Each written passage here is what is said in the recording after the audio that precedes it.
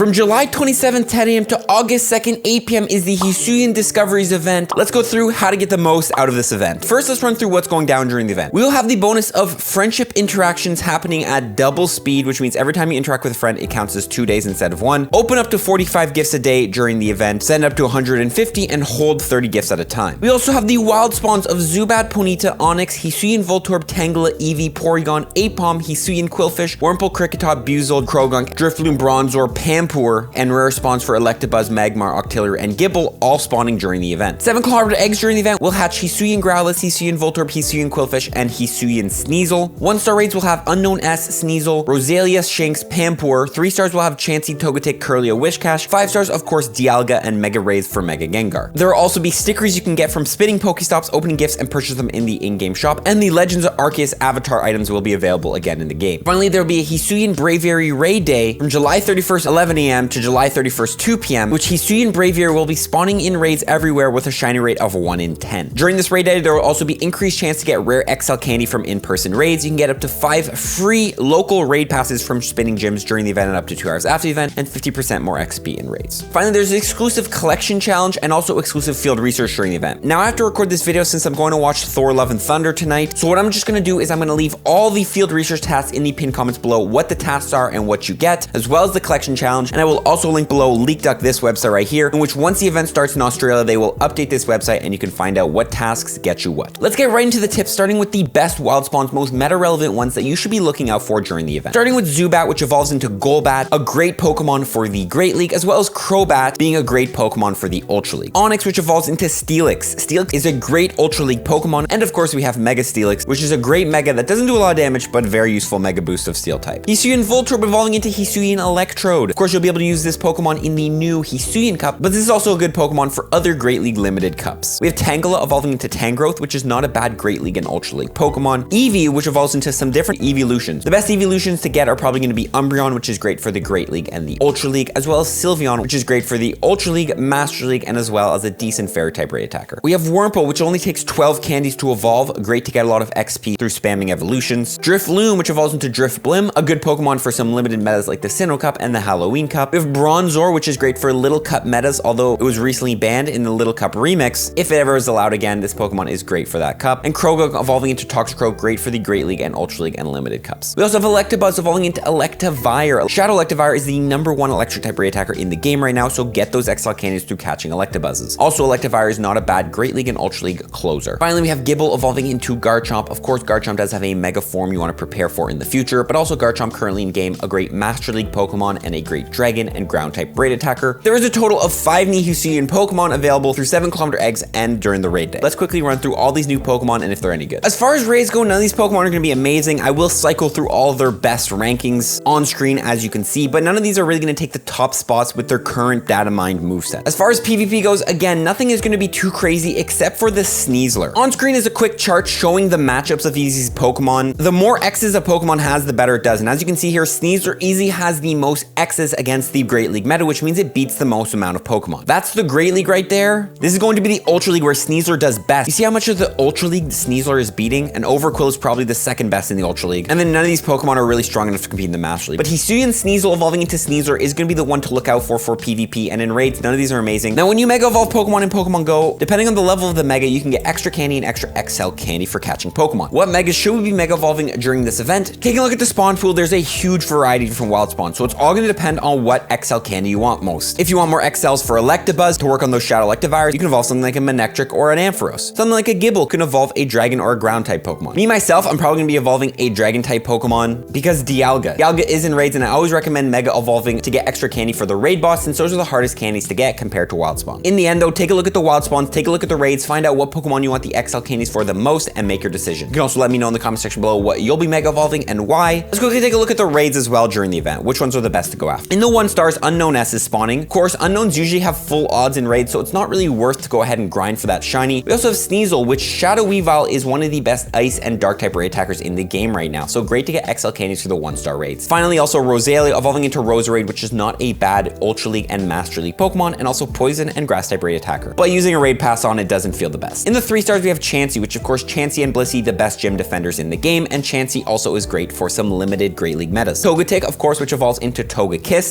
in which Togekiss is a great Ultra League and Master League Pokemon and good Fairy type Raid attacker. We have Kirlia evolving into Gardevoir. Gardevoir is a great Fairy type Raid attacker and does have a Mega form in the future, and Kirlia can also evolve into Gallade if it's a male. Gallade is a great Ultra League Pokemon and of course does have the Mega. Finally, in the 5 stars, we do have Dialga. Remember, Dialga is a great Master League Pokemon and a good Steel and Dragon type Raid attacker. On top of that, if you do get a 98% IV Dialga like this on screen, that is technically a functional hundo. You know what a functional hundo is? It pretty much means it has the exact same stats as a perfect IV, and Dialga is one of those Pokemon that categorize in functional hundo for both level 40 and level 50. Finally, Mega Gengar in raids, which is great if you need a Mega Energy for that Pokemon to start leveling up your Mega Gengars. Now, there is a field research task to encounter the Pokemon Paris. I do not know what it is at the current moment, but again, it's in the pinned comments. Paris gets you 500 Stardust per catch, which means you can actually run from these Paris encounters, throw them in your stack tasks, and save them until Galarian Zigzagoon Community Day, which is of course on August 13th. Galarian Zigzagoon Community Day has 3 times catch Stardust, so if you save all these Paris encounters and then use a star piece and catch them during Galarian Zigzagoon Community Day, you can get a lot of Stardust. Remember every day, guys, to trade. During the season of Go, you get 1 guaranteed XL candy every time you trade away a Pokemon if you're above level 31. I'll throw some Pokemon on screen that are spawning during the event that are worth getting a lot of XL candies for. Take these Pokemon after every single day and do your max of 100 trades with a friend. Second final thing I'm gonna say here is that you want to make sure you're interacting with your friends every single day. Since during the event, interactions count as 2 days instead of 1, make sure you interact with the most amount of friends on your friends list. Remember, interacting doesn't just have to be sending gifts or doing raids. You can also trade with friends once a day, or you can even battle them in trainer battles to interact. The top players in the world will actually send their friends a battle request once a day, and you guys can just crush a little quick battle and interact for that day, which allows them to interact with every single friend on their 400-person friends list and work towards getting best friends and those big friendship XP bonuses, or even lucky friends if you care more about that. Finally, we'll end it with some medal tips. There's really only 2 medals I recommend during this event. Number 1, of course, the type medals. Depending on what type medals you haven't completed in this event, make sure you work on them. Mainly something like the Dragon Tame medal, catch 2,500 Dragon Tame Pokemon. Gibble, of course, is a spawn during the event, so look for those Gibbles if you haven't completed that. The only